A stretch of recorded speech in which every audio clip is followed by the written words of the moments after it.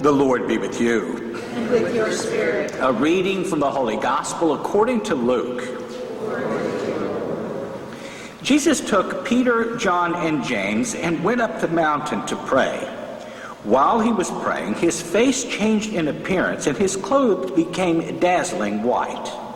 And behold, two men were conversing with him, Moses and Elijah, who appeared in glory and spoke of his exodus that he was going to accomplish in Jerusalem. Peter and his companions had been overcome by sleep, but becoming more fully awake, they saw his glory and the two men standing with him.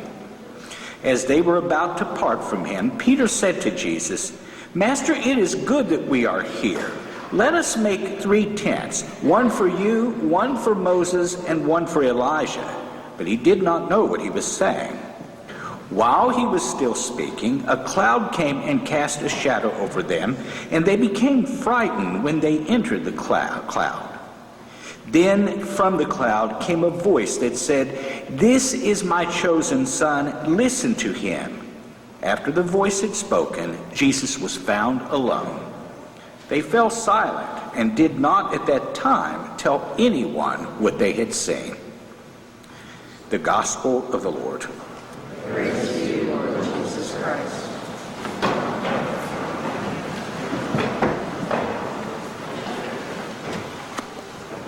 You know one of the reasons why I love the Catholic Church? Tony Cavalier and I, we were talking back here in the back. The church doesn't fill up at this Mass until halfway through the first reading. And then, watch these Catholics. See that choir loft up there, that balcony? It filled up before these special seats get filled up. But you know what? They're the smart ones. Those are the best seats in the house up there, aren't they? All right? You can hear better and see better. All right, now down to business here. Most of you know a dear friend that I have by the name of the Honorable John Preston Bailey. He's a federal judge of the Northern District of West Virginia, and he's stationed in Wheeling. And I've watched John grow up, so to speak, through the legal profession. He was a hard-working attorney before he was appointed by the president to become a federal judge. And he continues to be a very hard-working man, and I'm very blessed to have him come down here and spend Holy Week with me every year, because those of you who have come in through the RCIA over the past several years know that he serves as Master of Ceremonies for our Holy Week liturgy. And I remember not too long, maybe a year or so after he was appointed federal judge, he came here, his typical coming during Holy Week, and he looked pretty tired. And I said, "Your Honor," I said, "are you okay?" I call him Your Honor to keep his ego pumped up. I said, "Are you okay?" And he said, "I'm just exhausted, Father Jeff." And I said, "Well, what have you been up to?" And he said, "I just got back from Martinsburg for sentencing week." You see, at the time, he was covering 2 court districts, one in the northern end, stationed in Wheeling, and then one of our judges, a man by the name of Craig Broadwater, died, and so Judge Bailey was covering for him in Martinsburg in the eastern district of West Virginia. So he had just come to Huntington after being up there in Martinsburg for a week for sentencing week. And what that means is all hours of the day, every day, he's got people coming before him that he has to sentence. And you know, can you imagine what it'd be like being a judge? You know, you hear all kinds of stories, lies, promises, broken promises, all kinds of things. And so he said, "You know, I want you to tell your people at Fatima something." And I said, "What's that?" And he said, "You tell them that I know where Jesus is." And he kept a straight face, and I said, "Well, Your Honor, where should I tell them that Jesus is?" And he says, "Oh, you tell them that Jesus is in the Eastern Regional Jail." I said, "Okay." And he still got this straight face. I said, "Could you explain to me how you deduced that Jesus is in the Eastern Regional Jail?" He said, "It's easy." He said, "This week, everybody that came up to be sentenced, right before they got sentenced, they got to make a statement, and all of them told me they found Jesus while they were in the Eastern Regional Jail." He said, "So you tell your people that Jesus is in the Eastern Regional Jail." Now, he was sarcastic in saying that, of course, But what was interesting 2 years ago, we were talking when he came down, and I said, tell me one of the most amazing things that's happened to you since you've been a federal judge. And he said, this one is incredible, he said. There was a woman who was coming before him to have her case reviewed. She had done her time. She had done several years for possession of heroin. And this woman had several children by several different men. And she had been addicted to heroin. Her life was just a mess, and she was only in her early 30s. And so she came before the judge, and the attorney presented her progress while she had been in prison, and she was a model prisoner. And so John told her so. He said, you've been good at what you've done. You've done everything we've asked you to do. You've taken college classes and everything. And so he says, well, I'm prepared to release you. And she said, oh, no, Your Honor, don't release me. And he said, what? She said, no, I need more time in here. And he said, why? She had become a part of a heroin addicts group, a program to free people from heroin addiction. And she told John, she said, if you release me, I'll be dead in 2 months if I go back out in the streets again. She said, please give me more time. So he sentenced her to another year in federal prison. Now, can you imagine? Put me back in jail for another year, Judge? But you know what? It really touched his heart because he had never seen anything like that. Finally, somebody who was serious about their recovery, about their life. This woman told no lies. She needed help, and she knew where to get it, even if it meant going back to prison for another year. And I'm told that she's clean now.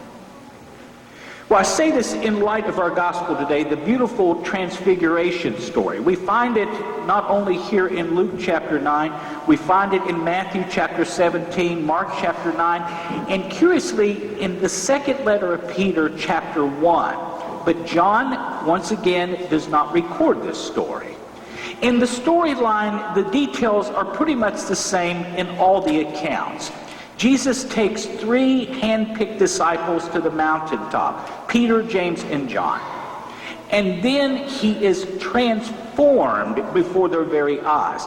Now what's interesting, Mark, who tends to stumble on his Greek, uses the Greek verb metamorphose, which is the same verb used for the Greek word metamorphosis. What happens to a caterpillar that turns into a butterfly. But Luke is much more sophisticated. The words he used basically say that Jesus has been transformed into doxa, into glory.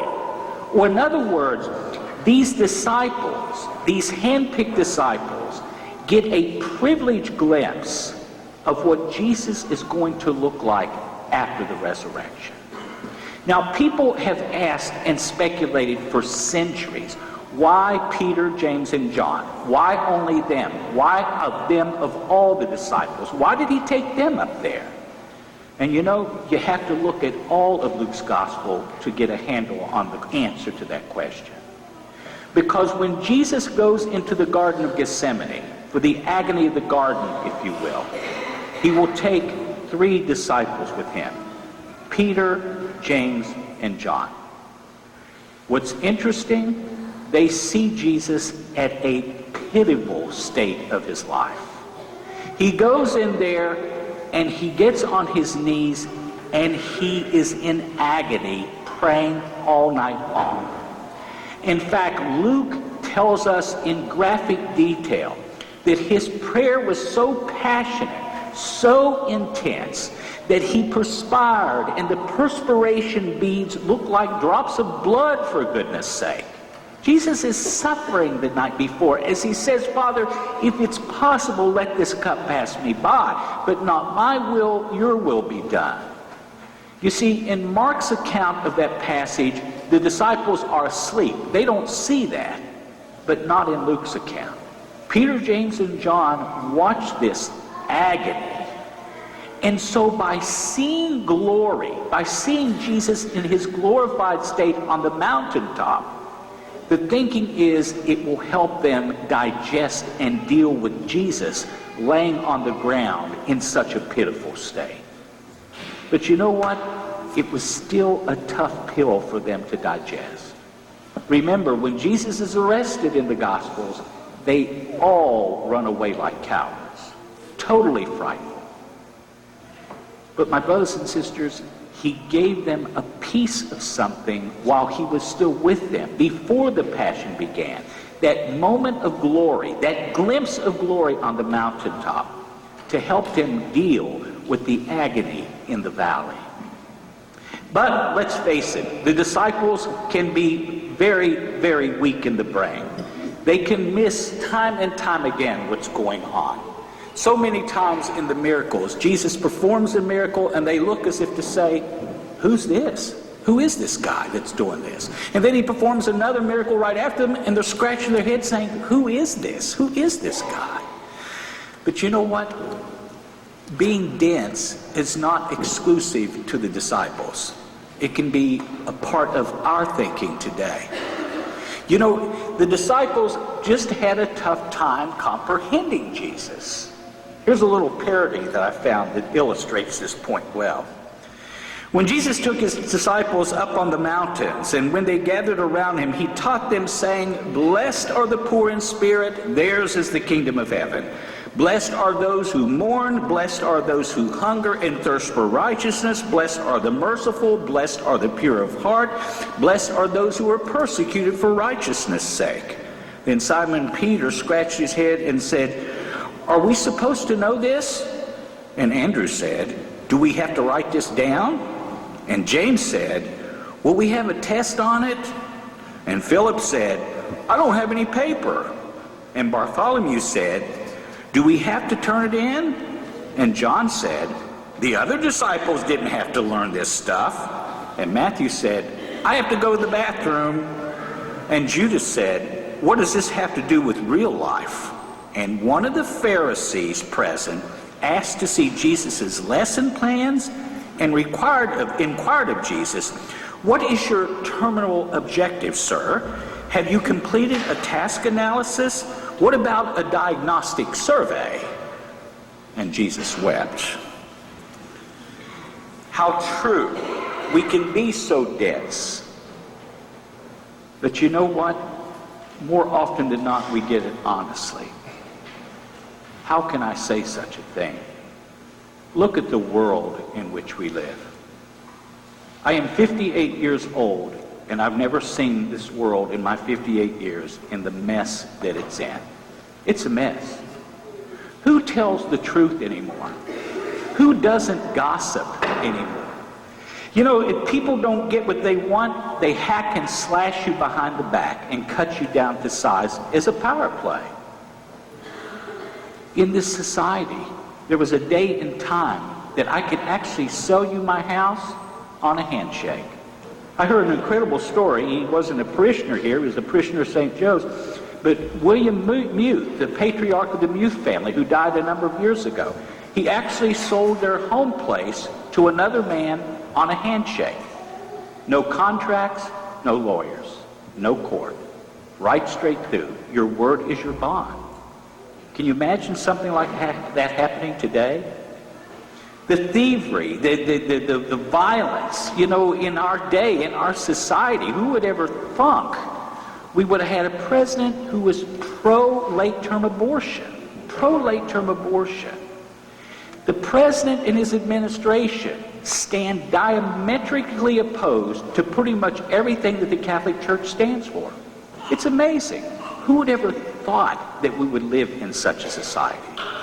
I see heartbreak all the time. People in marriage for years, and all of a sudden one spouse wakes up and says, "I don't want to be married to you anymore." Huh? Are you kidding me? How do you do that? How do you say that?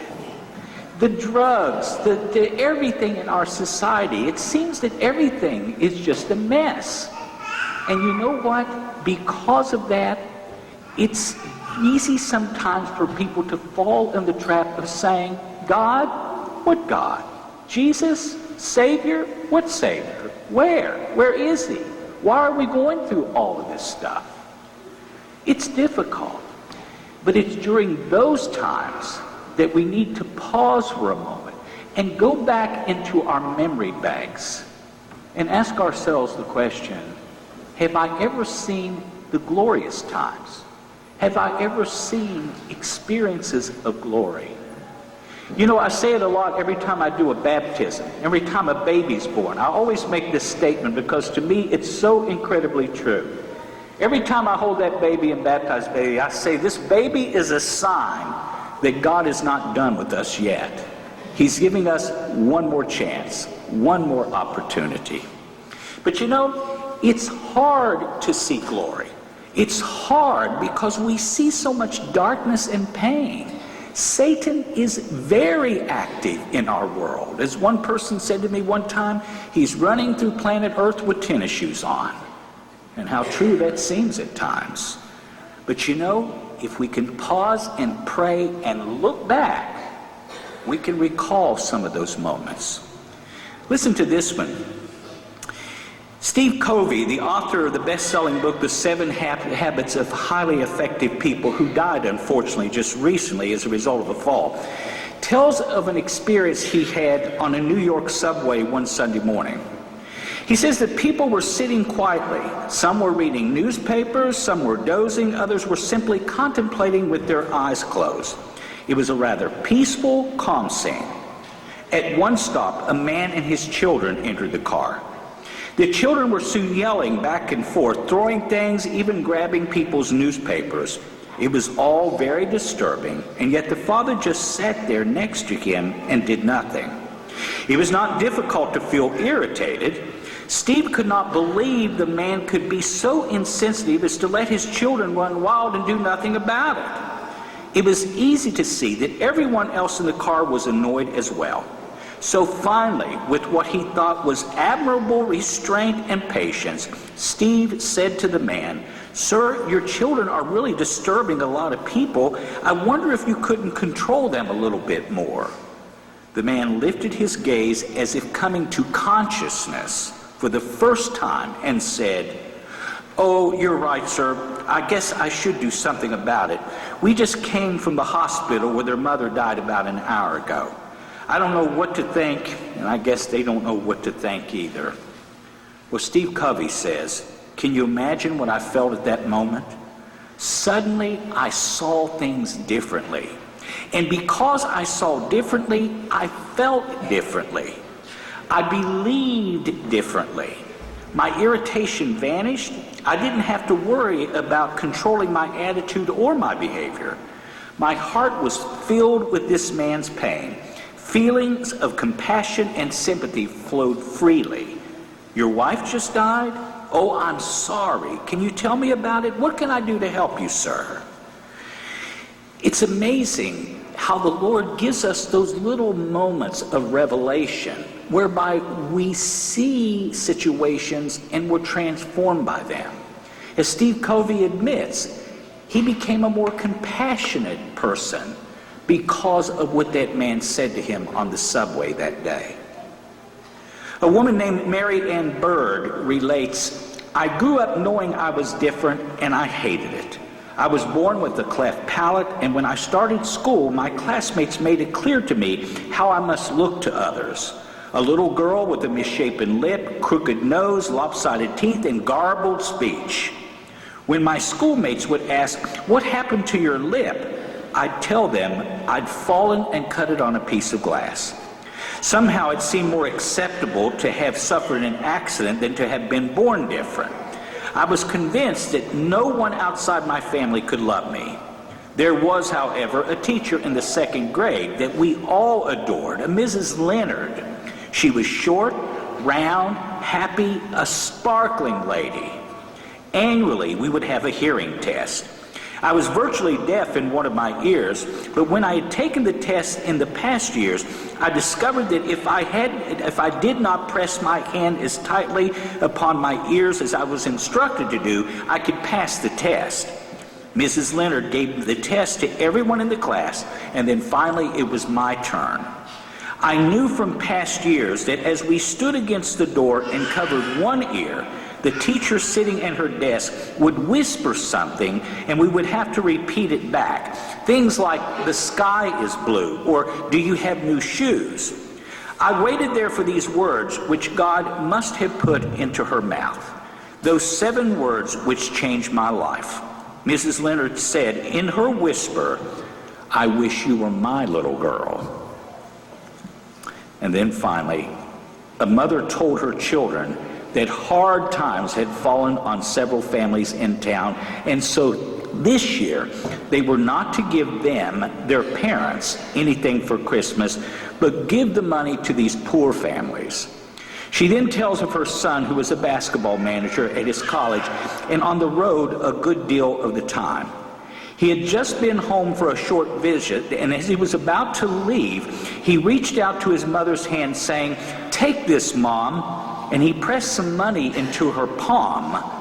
"Use it for one of the families so they can have a good Christmas." A quick hug, and off he went down the steps. In his mom's hand rested a crisp $50 bill.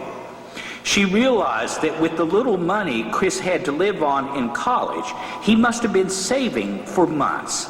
She sprinted down the stairs, opened the door of his car, and sat down next to him.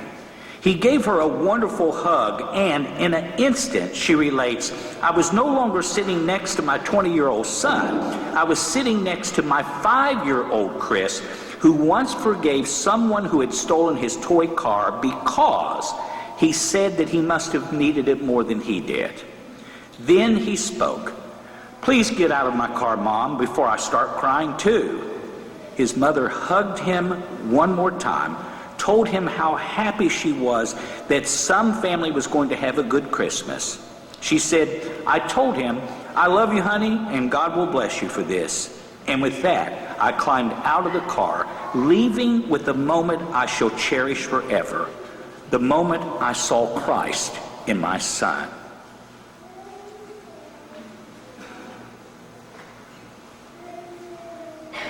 There's a book that somebody told me about called God Winks.